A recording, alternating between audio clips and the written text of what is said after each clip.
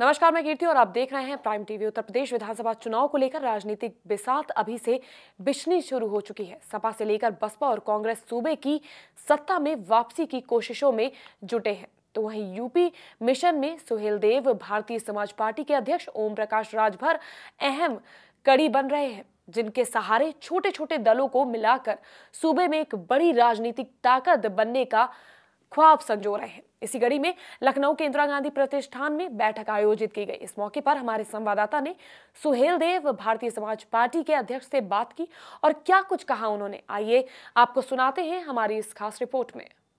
हमारे साथ सुभाषपा के राष्ट्रीय अध्यक्ष हैं ओम प्रकाश राजभर जी, उनसे हम बात करेंगे। सर, लगातार आपकी मीटिंगें हो रही हैं, कल आपकी ओवैसी जी से मुलाकात हुई, आज अपना दल के कार्यक्रम में आप शामिल हुए, तो क्या रणनीति है आपकी?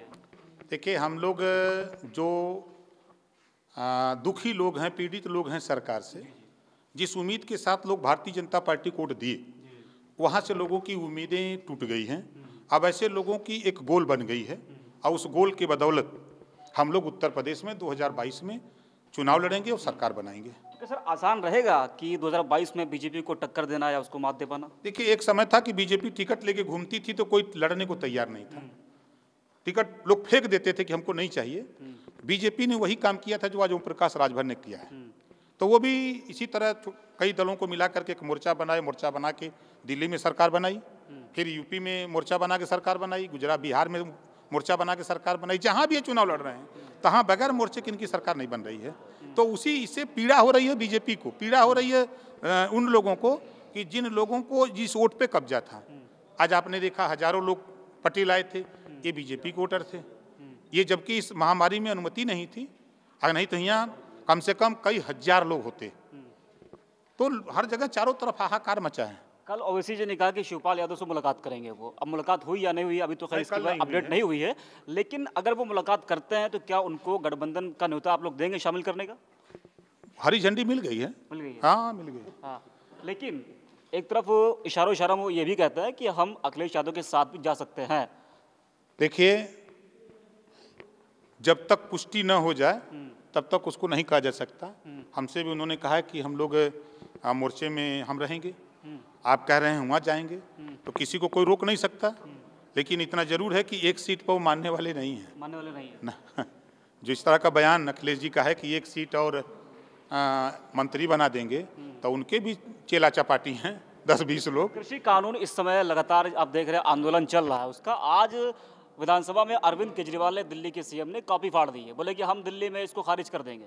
वो सही किया है। हाँ। उसका हम समर्थन करते हैं। अच्छा। केजरीवाल का, कि चूंकि ये किसानों के गले में फंसरी, एक तरह से फांसी लगा रही है सरकार। ये उद्योगपतियों के इशारे पर नाचने वाली सरकार हो गई है। एक बार पूरी बीजेपी ने कहा कि हम चौकीदार हैं, प्रधानमंत्री से लेके उनका हर कार्यकर्ता अपने सीने पर लगा लिया एक बिल्ला कि हम चौकीदार हैं। हम लोग समझ नहीं पाए कि ये चौकीदार क्यों लिख रहे हैं। ये अडानी और अंबानी की चौकीदारी करते हैं ये लोग। हम लोग उस समय नहीं समझ पाए, और ये सारा जो किसी कानून है अडानी और अंबानी को लाभ पहुंचाने के लिए है। राम मंदिर से आखिरी सवाल हमारा ये है कि कल चंपत राय जी ने प्रेस कॉन्फ्रेंस किया दिल्ली में, उन्होंने कहा कि राम मंदिर के लिए चंदा लिया जाएगा 100, 500, 1000। ये राम मंदिर के लिए नहीं। हाँ। ये चुनाव के वोट के लिए ये चंदा मांगने जा रहे हैं। हाँ। ये चुनाव के लिए तो पैसा सरकार खुद दे दी है। हाँ। यूपी सरकार ने पैसा मंदिर बनवाने के लिए दे दिया, तमाम बड़े बड़े उद्योगपतियों ने पैसा दे दिया है। तो ये गांव में जा रहे हैं सिर्फ वोट के लालच के लिए, कि उनसे पैसा भी लेंगे, नोट भी लेंगे, वोट भी लेंगे, और उनको बहकाएंगे कि तुम हिंदू की लड़ाई लड़ो। लेकिन उनको ये नहीं बताएंगे कि तुम्हारा बेटा अच्छी शिक्षा कैसे पावे। आज चंपत राय जी ने प्रेस वार्ता किया। अगर वो प्रेस वार्ता करके कहते कि जो आज आज़ादी के 74 साल में 60% लोग अशिक्षित हैं, उनको अच्छी शिक्षा कैसे दिया जाए, बेहतर शिक्षा कैसे हो, उनको अच्छे स्वास्थ्य कैसे मिले, उनको तकनीकी शिक्षा का ज्ञान कैसे दिया जाए, इस पे कोई नहीं बोलता है। खाली वो दिखाते हैं मंदिर। मंदिर में पुजारी कौन होगा? चंपा, हम पूछना चाहते हैं कि उस पुजारी कौन होगा? कोई बिंद का, केवट का, मल्लाह का, राजभर का, पटेल का, यादव का, चौहान का, पाल का, धोबी का, धरिकार का बेटा का मुस्लिम पुजारी होगा? माल आएगा जहाँ रसमलाई रसगुल्ला काटना होगा तो वो काटेंगे, और हम चढ़ाएंगे। धन्यवाद सर, जोड़ने के लिए आपका हमारे साथ। तो ये थे सुभाषपा के राष्ट्रीय अध्यक्ष ओम प्रकाश राजभर जी, जिनसे हमने बात किया। लगातार कल ओवैसी से इनकी मुलाकात हुई, आज अपना दल के कार्यक्रम में शामिल हुए।